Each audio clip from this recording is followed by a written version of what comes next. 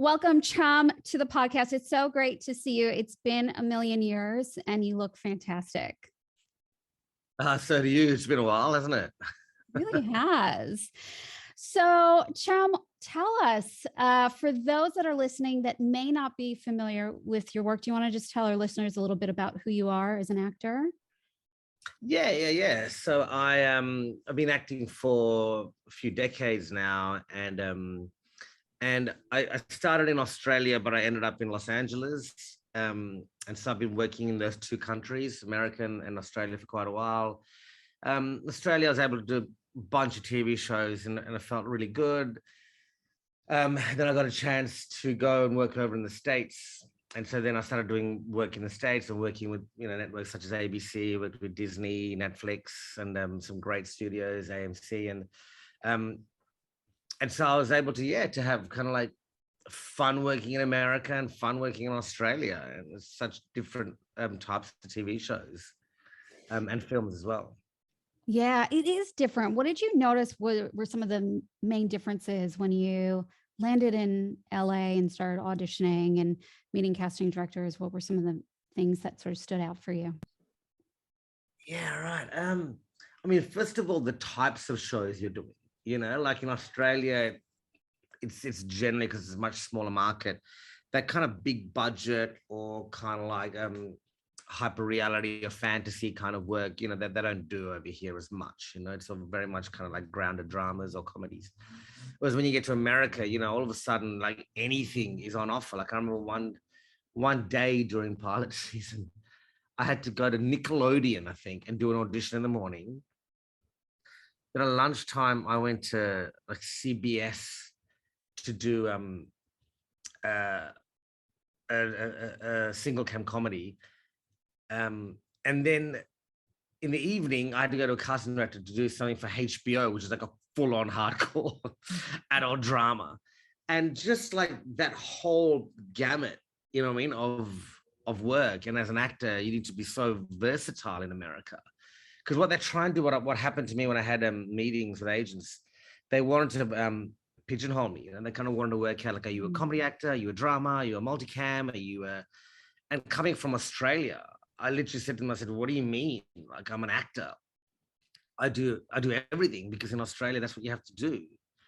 I was doing a TV show in Australia, and then I was like, oh, I think I've done enough TV. I want to try theater. So then you go and do theater. Then you're like, oh, I want, like, a comedy came to us. I'll do a comedy. I'll do a drama. You just take, as you have to take what you get over here, because it's not so huge. Whereas in America, it's so huge. And I was very careful not to get myself pigeonholed.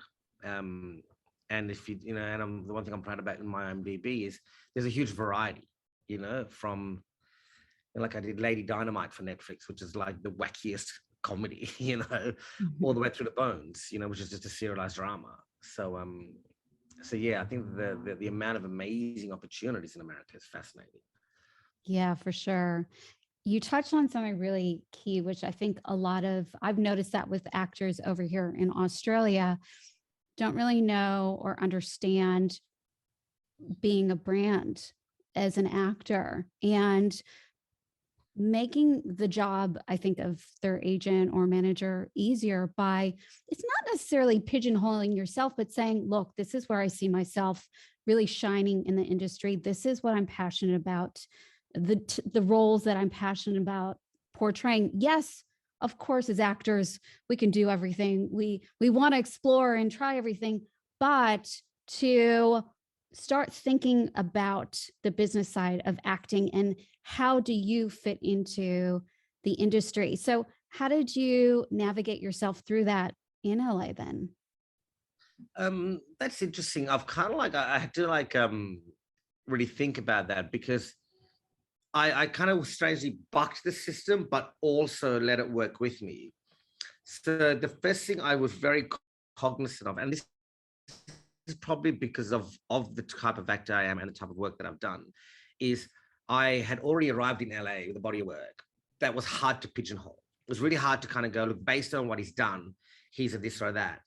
We went into the States with a very strong drama reel and a very strong comedy reel, and both of my reels were really strong in drama and comedy.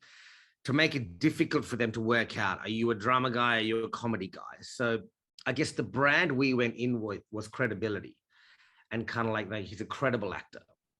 No matter what you do, this guy is like really, really amazing.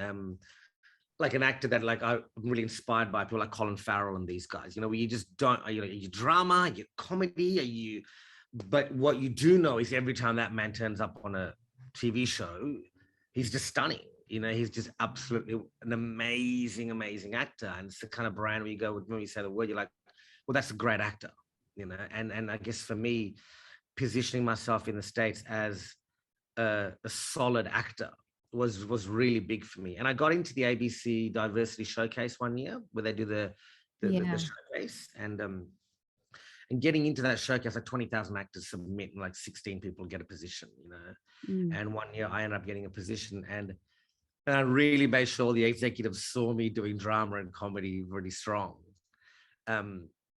And then also, the global nature of me, the fact that I'm a South Asian guy with an Aussie accent, and I could do accents really well. Accents were a big part of my career.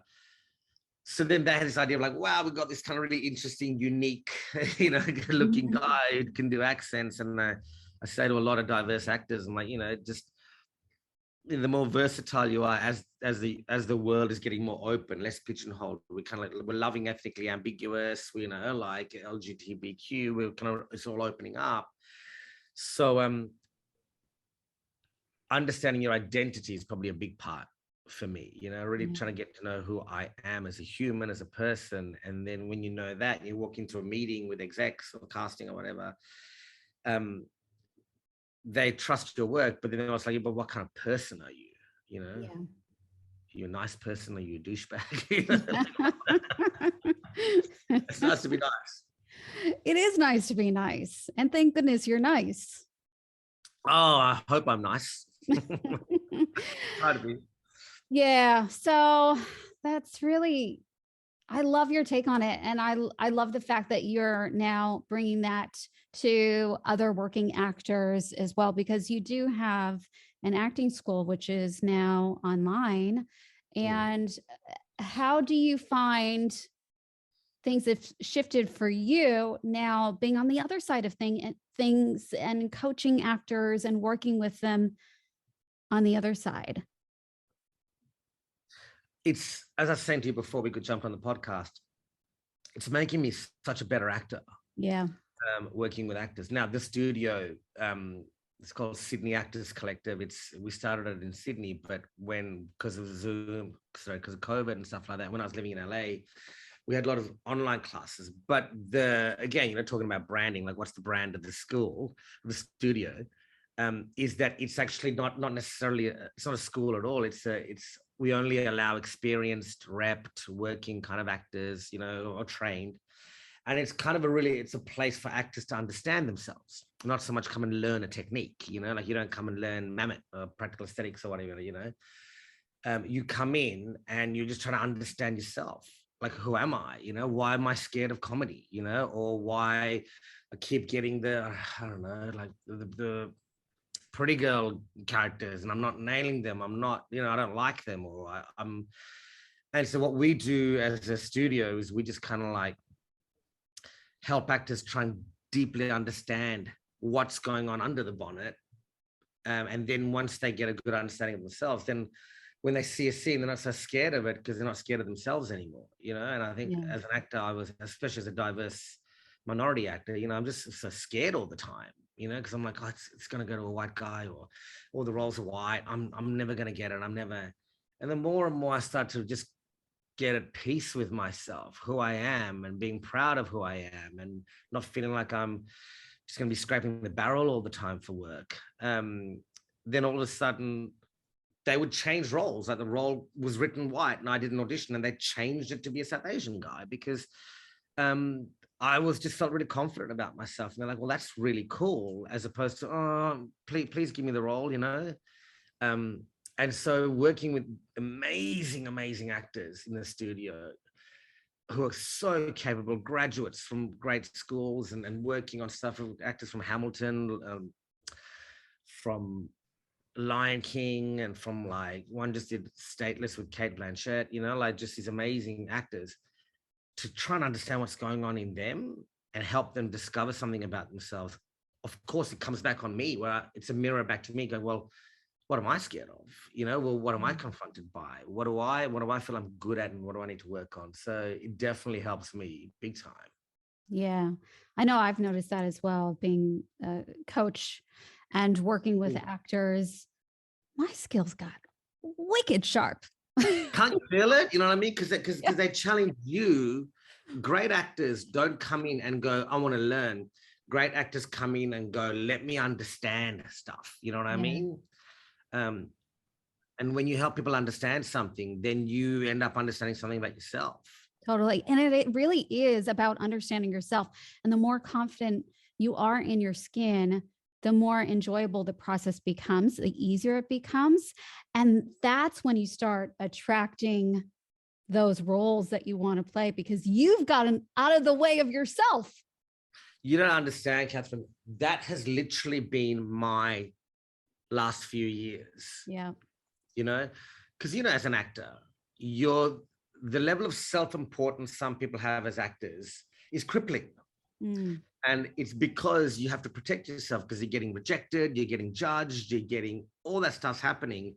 So it all becomes about me. And so all of a sudden the I actor is like, well, I got to do this. I'm doing this. I just got rejected. I got a book. I got to this. I got to, I don't know, it works for some people. It just didn't work for me. I just ended up becoming so anxious, so neurotic. Then I had kids, you know, and after you have kids, there's no I anymore. You know what I mean? It's my children, and my wife is amazing. She works as a life coach as well, and she was just able to help me process so much of what was going on. And then when I just was able to kind of go, look, I'm an actor, and just like a lawyer, you have a good case or a bad case. You have a easy client, a difficult client. You win some, you lose some. Same thing with an actor. I was like, well, I get some more scenes that are super easy, some that are really hard. Some days I book, some days I don't. Some days I'm shit on set, some days I feel really good on set. And as long as I was able to kind of go, it's just a job. It's not me. It's not Chum. You know, like my kids, my wife, my friends, my life, my sanity, my physicality, what I enjoy doing. That's Chum. I'm just an actor, and I want to be an amazing actor. So when I could look at it that way, I actually was able to understand myself better.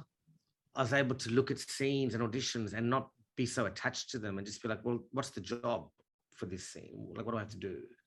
And so there's a lovely detachment I had. And then when I used to do this thing in the studios, right, where I would go for an audition, and then I'd do it, and I'd have some notes written on it, and I'd save the sides, and I'd go back home and keep it. The problem was then, like, I had those sides, which I'm like thinking, am I going to get a call back? Am I going to get a call back? All these reminders all over the house of like, these callbacks I will be getting or not. And so then when I finished an audition in the studio, I'd walk out of the room and just rip the sides straight in a bin. Yeah. And I'm like, if I get a callback for that, I can just reprint the sides. If I don't, then that's done. It's done. It's over. It's finished. It's out of my head. Yeah. I used to do a similar sort of thing as well, because I did notice that. And I realized, gosh, a few months ago, I was thinking, when did I start acting? I think it was around 12 or so. And I was like, man, I've been suffering from 30 years of rejection.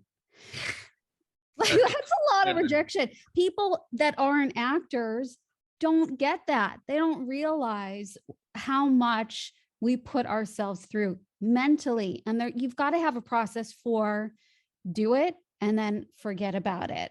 Yes. Move on to the next thing, because if you allow it to fester and harbor in your brain, it's going to eat at you. You've got to, people talk about developing this tough skin. I don't know if it's necessarily about developing a thick skin. It's about being able to process the experience and be okay with what happened in that moment and move on to the next thing, instead of allowing it to consume you. Well, it's so right. And that thick skin thing's interesting, you know, because like you got to develop a thick skin, and you're like, well, yes and no. Like I'm not a dinosaur. I'm not a reptile. Exactly. We're not reptiles. I'm not reptiles. You know what I mean? Like I'm not a crocodile. I don't want thick skin. I want to have nice, soft, supple skin. I want my wife to enjoy cuddling me, you know, Right. like my children. I don't want thick skin. I think what you got to do is you got to have a great ability to contextualize things. Yeah. Because context is crucial as an actor. You know, a lot of actors have like messed up context where, you know, like if I fail at something, then I am a failure, you know, like as you said, you know, you rejected so long that you feel like a reject. And it's like, no, it's just the way the industry works, you know? Yeah. And I think a lot of actors, and tell me if you've noticed this in coaching actors, that they're afraid to fail. So then they hold back. 100%. The biggest thing we push our actors to do is to fail. Yes, like me too. we are pushing them.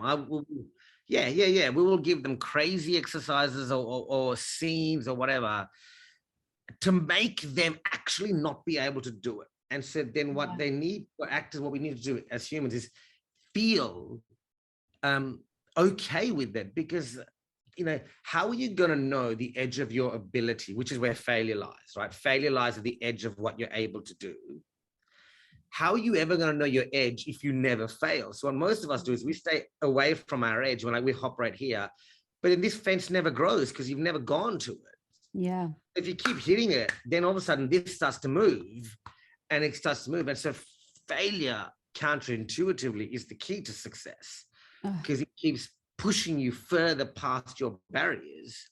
And look, kids are a classic example for me. I fail so much raising my children.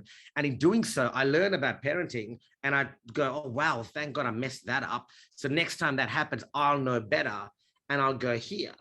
Yeah. And I by default become a better father, hopefully, and raise better children because they make you fail every day. They sure do.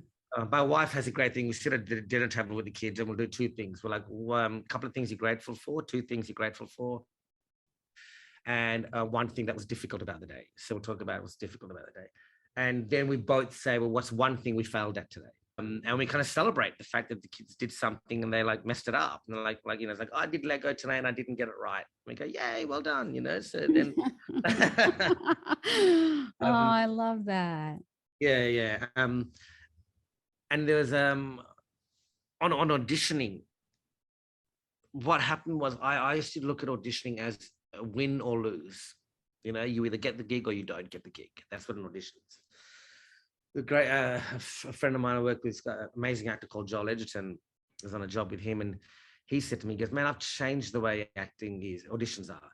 They're not a chance to win or lose anymore. It's just a chance to perform. It's a chance to act for an audience that actually is invested in your performance, you know? Yeah. It's like a preview night at a theater show with the audience of two. And so when you see an audition as a chance just to perform, to play, that's what we love, right? Like none of us do acting to book.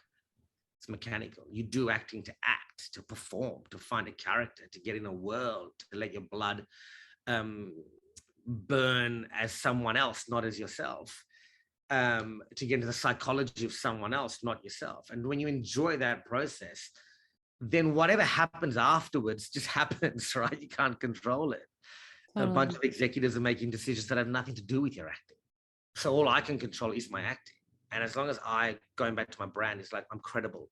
If everyone that sees a tape of mine just goes, that guy can act, that is what we know, then I've done my job as my brand. Yeah. Booking, man, bleh. You know what I mean? Like, one day I was working for Ron Howard. The next day, the network made a decision and I wasn't. Does it make me a better or worse actor? Just a decision got made. Exactly.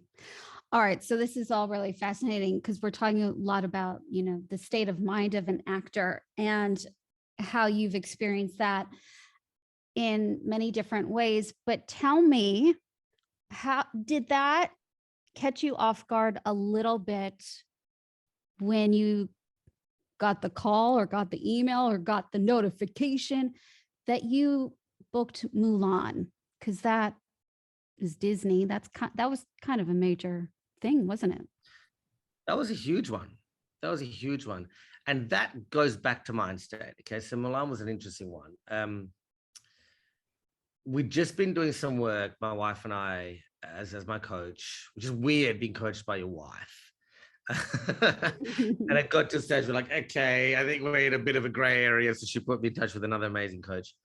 And we just did a lot of work on being able to let go, just let go. And, you know, as an Aussie actor moving into LA, it's just a whirlwind. You're like, what is this machine, this place, you know? And when the higher up the machine you get, the faster and bigger the cogs are, you know? And so I just really had let go. And literally after I let go and was calm, and okay, I got this audition for Mulan. And strangely, I kind of my head went, oh, I'm never gonna be one of the leads of a Disney tentpole $200 million movie. You know what I mean? Like, so I'd already just, I was so unattached because I was like, I mean, if I got this, it'd be amazing. So I was unattached, which was very good. Then I read the character and I was like, oh my God, this character is so much fun. How much fun. And I just was so unattached that I just had a lot of fun with this character. Sent the tape in. Then they were like, great, come in for a chemistry read. They put me straight into a chemistry read. And I remember sitting in the casting room, and it was one of the best casting directors, in fact, the best that I've ever met, Deb Zane, casting. They just, oh my God, they run casting holistically, humanly. They just protect the actors. They understand the job. Deb and her partner Dylan as well, they rehearse scenes before the actors come in. So they themselves as readers are rehearsed and are ready to work the scene with an actor. Like, I'm like, wow, casting directors rehearsing the scene amongst themselves. You know, I was sitting in the weight room, and this other amazing guy, Utkarsh Ambudkar, who's now one of the leads in Ghosts for CBS. He was the other guy's chemistry reading with. And we were both just sitting in the room. And he's such a cool dude who had no attachment. And we just sat there and we just started talking about everything except acting. Just literally just like stupid stuff. His sense of humor is as warped as mine. So we were just talking about the most random, weirdest things. Then they called us in. And because we had been chatting just as humans, our chemistry was just in the background gelling. We didn't even know that our chemistry was gelling. We were just chatting. I'm like, I like this guy. He's like, I like this guy. Then when we did the scene, all the hard work was already done in the weight room by just having a chat with each other. And when I looked at the guy's character, I wasn't afraid of anything he was going to do because we'd just been sitting there chatting. And we started mucking around. And Nikki, Kara was in the room, and Jason was in the room as well, the producer and the director. And we started messing around. And oh my God, that was just like, it was like we're doing improv on stage, you know, like on a Friday night. We're just doing whatever we wanted. Like, I messed up a line, he messed up a line, we went this way, we collected ourselves, we're failing. Like, that chemistry was so full of so much failure. But because both of us have spent our time understanding failure than running away from it, when it happened, we were so on it. And when we got it, and I think from what I remember, we were the only ones that got taken to the studio. And then they said that the tape was going through Disney. And was like, you got to watch this chemistry read. It's unbelievable. And when I had dinner with Deb and Dylan, they were like, we used this chemistry read to train all our casting directors on how to watch, on how a read works when two actors know their lines, but have let go of everything. And so if they slip a line or whatever, they make that work. We call it a gift from the acting gods when you mess up a line. Most are thinking the devil's coming, but we try and train people to go, well, what if it's a gift from the acting god, that mess up? And it now has made you do something that no other actor in the room could do because the slip's actually a gift. And I think the other thing also that Nikki said was like, when you guys messed up and we saw how quickly you got yourself sorted, it made us feel really confident to put you guys in a $200-300 million film because those things move fast. Yeah. And you don't want actors breaking down. You know, so when something goes horribly wrong, we know you guys are like, yep, on it, off we go, because we want to get this crew of 600 home before overtime, you know. Wow. So that was a real turning point for you, personally and professionally, because you had been working through this process, get this amazing opportunity, and the way that you thought about it propelled you in a totally different direction, because you were, in a sense, ready for that type of role, type of movie, because you had worked on yourself. That's exactly right. It's exactly right. It's exactly right. We had been, you know, like, yeah, I had been auditioning so much in the States. I booked stuff here and there. And it's such a brutal machine, you know what I mean? Because you're doing, like, one of my friends is like, he goes, man, I've been going for like 3 auditions a day every week for 3 months, you know, in pilot season. We couldn't even have coffee, right? And I wasn't going out anywhere near as much as he was. And then he goes, it's a whole nother level of self-reflection and resilience you got to deal with when you go for that many auditions and you don't get one call back. And I was like, bro, I didn't even think about that. You know what I mean? Like, yeah, I'm going for so many auditions. Like, I didn't get one call back. And so, and he's an amazing actor. That's the thing, you know? And so that was a huge turning point for me. But I think the big lesson I took, and I'm trying my hardest to be this way. And look, I'm a human, man. Some days I'll go back to my little narcissistic self, right? To just kind of find a lovely holistic place as an actor, a calm place as an actor to be. I think the mantra that I keep using is, it's just a job. It's just a job. It's my job. Nothing else but my job. And when you just know that it's just a job, you know, Barack Obama, his job was to be the president. It's not him. That's his job. And, you know, I think he was great at his job, you know what I mean? Like, and so all I want to do is be good at my job. I can't control what the job does, you know what I mean? Like, and so really working on myself helped a lot. And yeah, my God, Katherine, the opportunities that came after that. That's what you said, you know what I mean? When you let it go, the universe, just whether you believe in the universe or not, I don't know, whatever. You'd start to attract all those things, right? So we we didn't know what was going on with Mulan, right? We sent the tapes off and we're like, listen, you know, you're in the mix, is what they say. You're in the mix.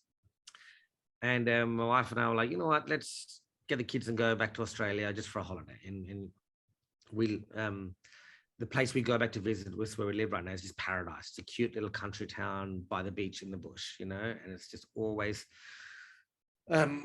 oysters off the boat and just like, anyway, so we landed and we're like, great, this is awesome. And then we're driving to our local cafe, got a coffee, got some food, and we're hitting a 6-hour drive with the kids in our SUV. I've got my board shorts and my summer tank top on, ready to go swimming. And we're driving along. And then all of a sudden, I get a phone call from my US agents, just like going, you have to get back on an airplane right now to get to Atlanta, Georgia. I was like, what? They're like, yeah, you just booked an AMC show, TV show with Paul Giamatti. You got to leave Australia now. The plane leaves at this time. And I was like, oh my God. And so I was like, okay, I can get my wife and kids halfway down, 3 hours down. My wife's parents were going to come up the other way and pick up the kids. I was going to get a hire car in that town and drive back to get on a flight from Sydney to get to Georgia. As we were trying to do that, I get another email from my managers with my lawyer, all my managers and all my agents on the phone. And I'm driving and I'm like, hey guys, yep, I'm on my way. I'm just gonna drop the kids off. And then they're like, you booked Mulan in the same trip. And I'm just like, okay, thanks. Just trying to get a hire car to get myself back before so I get fired by AMC. I'm trying to think, like, how do I get the hire car? How do I get the hire car? How do I get the kids' nappies changed? And my wife's literally like, I'm like, babe, you got to pack me a backpack. And so while we do that, she's like trying to shoving clothes into a backpack to get me out. And then, of course, then my phone charger doesn't work. I'm trying to get a SIM card in. I can't get a hire car because I can't make the call because my phone's died. We're in the country, so there's no reception because they're driving through national forests. It was, and like what happens for me is when it rains, it hails. Wow. You know, like it just drops hail on top of me. And the next thing you know, I'm in an airplane and I get out in Georgia and my driver's waiting for me. My limo's waiting for me. He looks at me so strange. He's just like, what? He is rugged up in a coat and whatever. And I've come out in flip-flops, shorts. And it is a blizzard outside. It is snowing. And so I'm kind of like snuggled into my driver. He puts me into the limo, turns the heater on. And I'm like, bro, I've got like no clothes. My wife's tank tops and shorts. That's it. So I've gone straight to wardrobe and they just like decked me out. Anyway, so there's a real fun in the moment I was able to the difficult part isn't booking, it's letting go of needing to book. That's the hardest part. Yeah. And when you just really let go of needing to book, then it's really easy to book, actually. It's actually not that hard because you're unattached. It's so true. It is so true. Yeah. Yeah. It was amazing. It was amazing. And also then when we landed here in Australia, because we left America because of COVID, we were living in Studio City, right? And there's a lot of the Black Lives Matter riots were going on. Right, And yeah. my son's school, the strip mall next to it was just boarded up. We could hear the riots happening in Van Ness and helicopters going on. Trump had just come into power and there was a very divisive feeling going on in LA. And I think they were doing this expatriate flight. So my wife and I were like, let's just go for 3 months, just get out. And then we landed and I was going through a major withdrawal of like, what have I done? Have I made a big mistake? We've left LA. I've worked so hard to make this work for me. And then when I got here, COVID was still rampant. And so my agency's like, look, they don't book work anywhere here. You got to be in each state to book because of the state closures and stuff. Right. Like yeah. So I'm like, well, if I'm in New South Wales, all I can book is work in New South Wales. I can't be in Queensland or Victoria. Then I just got this amazing audition for a TV show. It was a great TV show. It was a director that I worked on a show that Kate Blanchett had did called Stateless. And I worked with this director in East Timor. And she was directing it. And she had reached out to casting and asked if I was in town and where I was. And they said, he's actually just landed in Australia. So she's like, great. So she called me up, pitched me this show. It was really cool. I loved the show. And they said, look, just put a tape down. Just got to give it to the network. So I was like, okay, cool. And I just had so much fun because I was like, oh my God, I get to audition. Yay, I thought this was going to happen. Went back to loving the audition. Just loved acting, loved the character. I'm going to have fun doing this. Next thing you know, I booked it and it just won the ACTA, which is the Australian Emmys for Best Television Show. Wow. And it just dropped on me, just dropped onto my lap. Because we'd made a holistic decision to prioritize our children, our lifestyle ahead of acting. And I was like, I made a big mistake by leaving Hollywood. I've just ruined my acting career. When in hindsight, I actually propelled it because this show just got picked up by 80 countries around the world. And it's going to have a huge release in the US. Amazing. And it's doing its second season. The number one show. Chum. But I never knew that. You know what I mean? What the universe has in plan for you is amazing, but you got to get your body in alignment with it. You got to get your head in alignment with it. Like a boxer, like MMA fighter. You know what I mean? Like the hardest part isn't fighting. The hardest part is getting your mind into a nice, calm place to go and fight. Yeah. And if you're calm, the fighting is what all fighters love. They love the fight. I love the acting, but if my mind state isn't in, acting is painful, Yeah. Totally. And that's the thing I find, that's why I want to ask you about accents, because I know you've done a lot of different accents, American accent, all sorts of different accents. And I find that the mind gets in the way for actors in performing in accents. So how have you been able to master that yourself? Because clearly you've done all right in that department. I work in a lot of accents, so many that I have an accent reel, professional shows with me with different accents. the more I've started to do accents, look, obviously an accent fundamentally is about shape your mouth, shape your tongue, and all that kind of stuff like that, and fundamentally when I was learning that kind of stuff, I was understanding it. But then when I came time to actually act and do it, I couldn't think of this technical stuff. And because if I did, I just went straight into my head, and I would sound horrible. I'd just sound horrible. I sound like a guy doing an accent. What I tried to do was, the accent is like a costume. The moment you put on a particular costume, it changes the way your body is. You know what I mean? Like if you put prosthetics or a wig, or if you put, if you wear a beautiful suit, and on set, then you change who you are. The moment I started changing my sound, my voice, which is innately so a big part of you, I would try and let that inform very much that I'm changing now. That Chum's not Chum. I, through my accent at least, am now the character Ron. You know what I mean? Okay, well, what's Ron? Who is he? You know what I mean? Like, what's his deal? Because he doesn't sound like me. He has this accent. And so then through that, I was able to really land that accent. You could just land a lot more. Otherwise, you're sitting there in a headspace trying to work out how to sound, whatever accent you're doing. Whereas when you're this character, like, oh, Ron's speaking. Okay, well, what's Ron's deal? How does Ron inflect? How does Ron, like where does he take his kind of pauses instead of thinking, oh shit, that's a triphthong. You know what I mean? Like, I better make sure I get that. Yeah. And in doing that, I was able to really be able to find so much more color and tenor to an accent, which is the hardest part. You know what I mean? To make that accent feel like it's actually part of a sound. Yeah. And that sounds sort of similar, I think, to how I teach my students is. Right. How do you teach them? Well, I teach them what I call the all-American accent. I don't teach them a general or standard American accent, because the problem I saw with that is that actors go about trying to fit the accent a specific way. Like, there's only one way to sound American, but because you spent a lot of time in the US, there's not one accent. No, not at all. There's so many. So it comes down to the character's voice. Yeah. What's their voice?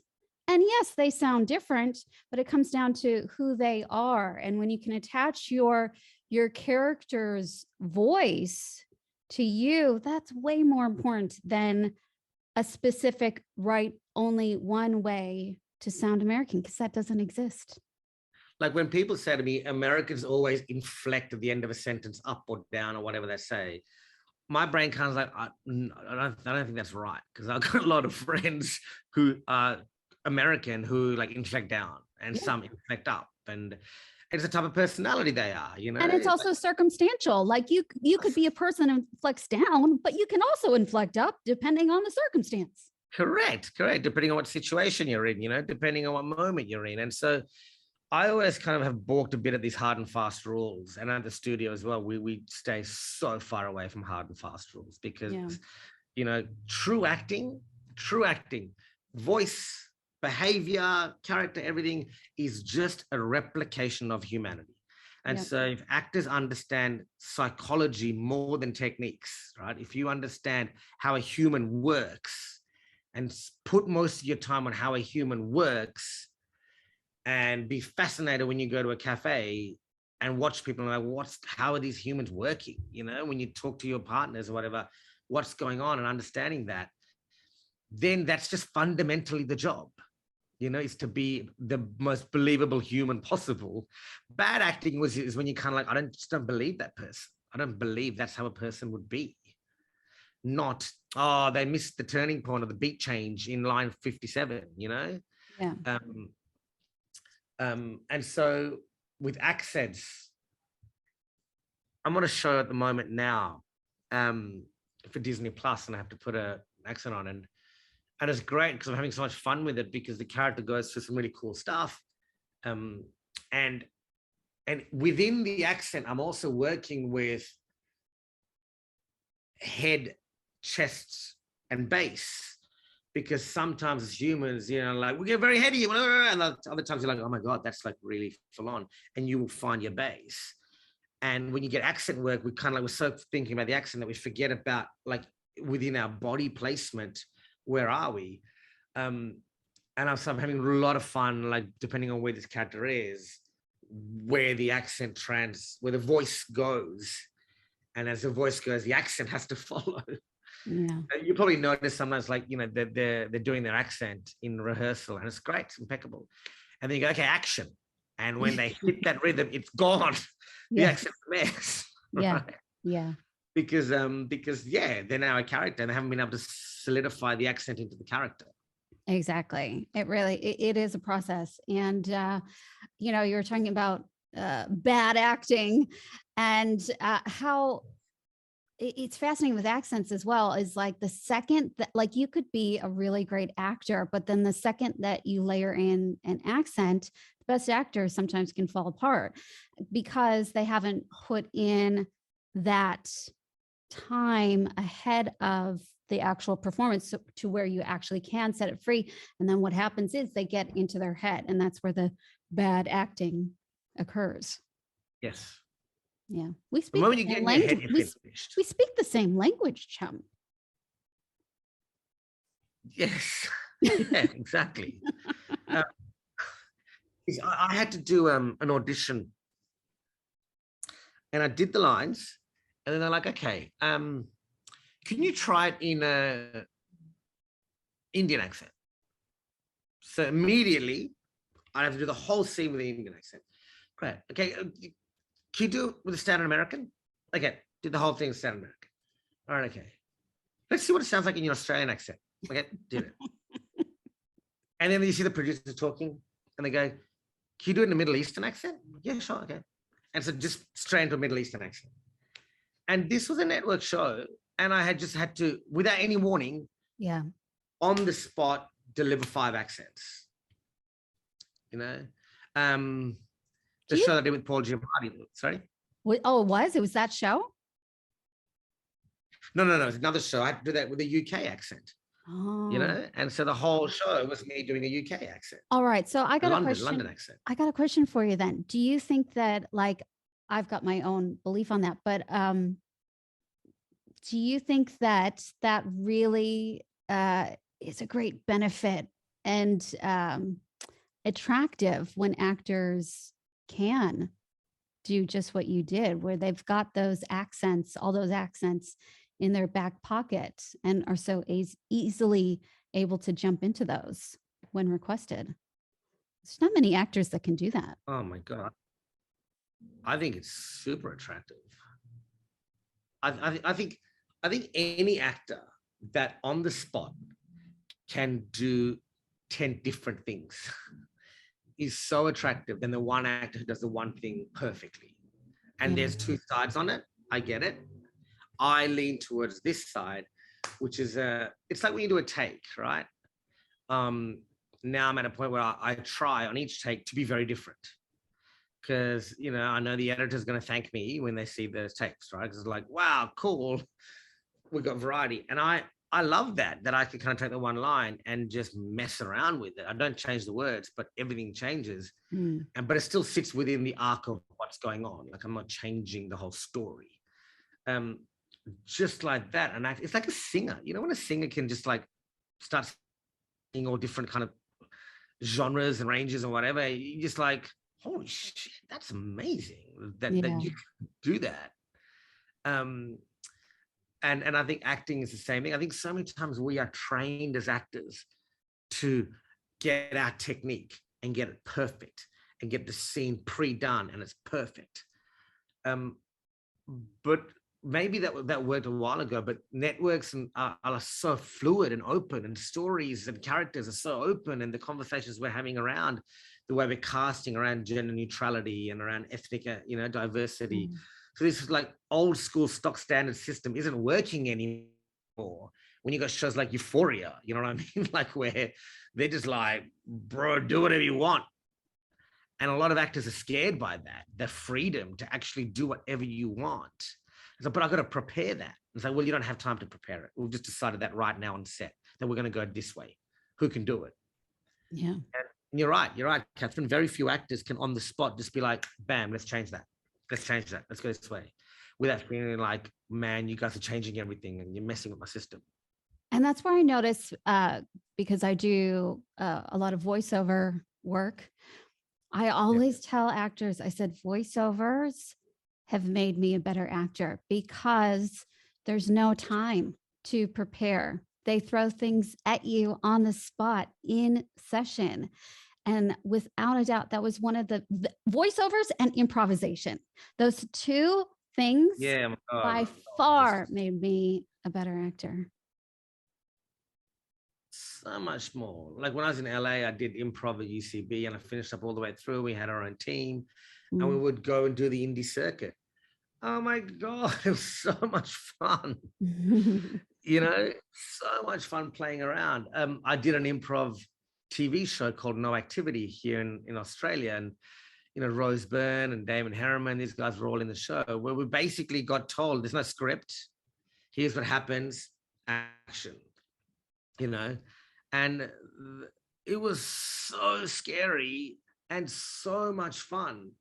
And then that show got picked up in the US and had No Activity on, I think, CBS All Access. And I was pretty amazed to find out that Will Ferrell reprised my role. He was playing the role I played in Australia. How do you do? I know, right? I was like, oh, okay. So Will Ferrell's playing my character. Why not? And it was a bit of an honor because, well, I mean, how much of an improvised actor is that guy? You know what I mean? Like he can do, and he's a kind of great example of an actor comically who can just do anything. And wow. And it goes back to that thing of Colin Farrell, where it's like, well, he can just do anything. And that's sexy. That's absolutely brilliant, you know? So with accents, I think any actors who can practice accents, not even because you have to do them, but it just teaches your mind a bunch of things. And it structures your body in another way as well. That's really crucial. Because as you said, you just never know what they're going to ask you on sets. You never have a clue what they're going to ask you. Yeah. And I think it gives you a greater perspective of where people come from as well. Yeah. Big time, you know, because when you do get to do an accent, you have to really think about, because you don't want to dishonor accent. You know, you don't want to like just do some kind of generic version of, you know, like if someone says, can you do a London? And you're not going to go, yo, righty then, chap. Yeah, like cup of tea. Exactly. Yeah. Hello, the Queen. Right. No, we can't do that. No. Do that, you know what I mean? And look, 10, 15 years ago, that's what they were doing. But now you gotta, you know, sometimes you're asking, look, East London's so different to, you know, like the North, you know, like, and so, the ability to play. And I think also one of the things I love about accents is, it makes your body have to go to another place, because when you normally hear yourself, you're calm because it's my voice, right? Yeah. But when you hear yourself as something else, the body panics. It's like, wait, who are you? And that's a fun place to be. It's a scary place to get yourself to go, I don't know what's going on. I'm afraid of myself. There's an excitement, real excitement to that. Yeah. Oh, Chum, we could talk forever. This has been I know, right? so awesome. So before we wrap it up though, I have one last question. I'd just be curious to know from you, because you know, you've had such a great career thus far, and I know you've got amazing things up and coming as well. What advice, I'll say it, what advice would you give to actors that are just starting out, or even actors that have felt like you and me, where we at some stages have felt stuck or getting ourselves in our way? What would you tell them? There's so much, isn't it, Katherine? Because I think that's fundamentally the environment of the job, right? So when you realize that this great story, okay? The Buddha, you say it, was hungry, and he was at it, and he said to one of his monks, he said, we're hungry, we need to get some dal to eat.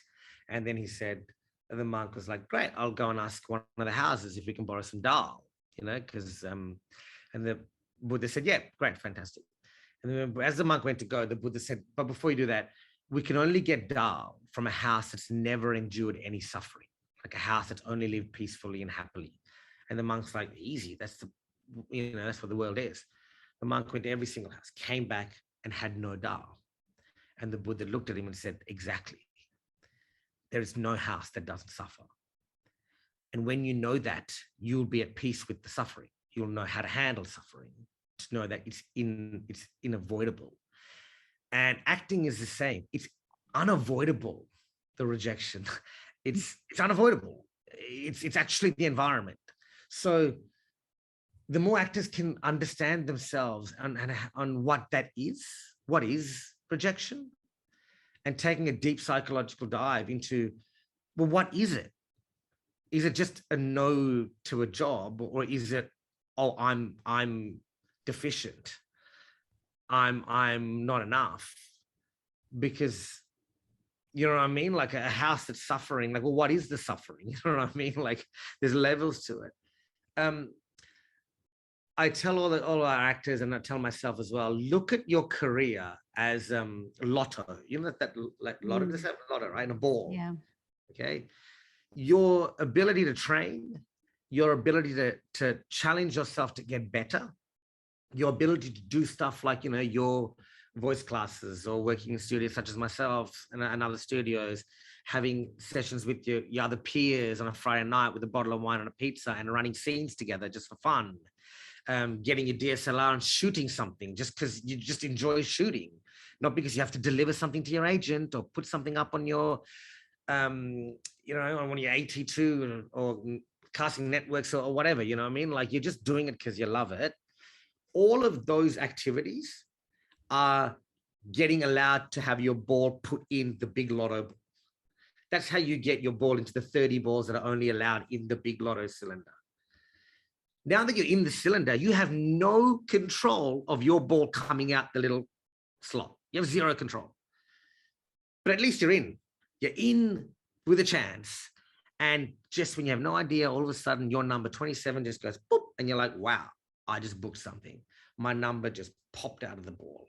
But if you're not in the big ball, you can't come out that slot. How do you get in the big ball?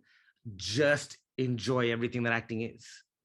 And if you can just holistically find that in you, the joy, the fun, not the inadequacy, the fear of failure, the egotistical drive, the red carpets, the proving to your mum and dad and friends and husband and wife that you actually can make it, all of that stuff is toxic. It's just like going back to the love of it. And if you can really honor that, then you're in the ball. As I said with my, journey to Australia, I got there, all of a sudden, boom, boom, 2 balls dropped as soon as I landed to go on a holiday with my family. And so that would be my advice. Just try and work out really how to holistically, and I use that word holistic because this year in the studio, everyone that runs the studio, we're like, well, what's the theme for our studio for 2022? And everyone just put their hand up and said holistic. We've had such a messed up time the last few years with the world, that we've lost our holistic ability to just be organic, be in our bodies, be truthful, because we're locked down, we're locked in, there's war, there's pandemics, everyone's got major, like all kinds of anxieties going on. So yes, my long-winded answer, Katherine, is to find the joy and love of acting and make that front and center above booking. And if you can, above booking, get back in love with it again, then your ball is in the lotto. And then just sit back until your ball drops, because it has to drop. That's it. I don't know if that was helpful or not. It's great. I love it. I hope so. Helped me. That's good. One person. Yeah, Got help. Katherine. That's all I care about. I've given you 1 hour to help one person. That's one more than it was an hour ago, right? The listeners. You help me, Chum. I know. I look, whatever. Whatever. Whatever. Oh, it's been so much fun to catch up with you. And thank you for spending the time with me and my listeners. And where can people find you if they want to get in touch with you, learn more about Sydney Actors Collective, learn more about you, what you're up to? Yeah, that's great. Look, if they're interested in training, and again, because it's online, you can be anywhere in the world. You know, like right now, in one of our classes, we had someone from LA, someone from New York, Singapore, New Zealand, and some other country in the one class, you know, and it was really great. SydneyActorsCollective.com, maybe you can put it up there somewhere for them to see. I'll pop it in the show notes. In the show notes. Yeah. SydneyActorsCollective.com. It's a great place. Go and check it out if it's kind of vibes with you. Again, not necessarily for beginner actors, a little bit more for actors who kind of have done it a little bit more and kind of trying to work out some, like, I don't want to learn another technique. I've done that. I just want to kind of work out some blocks I've got going on. If you're just interested in me and kind of like my little exploits and what I'm doing, then Instagram's great at Chum Ehelepola. And if you, I don't know, if you do feel like talking to me, I don't know why, but if you do, then I guess you can DM me. Like, I don't know if I've got anything cool to say, but yeah, I'd love to say hi.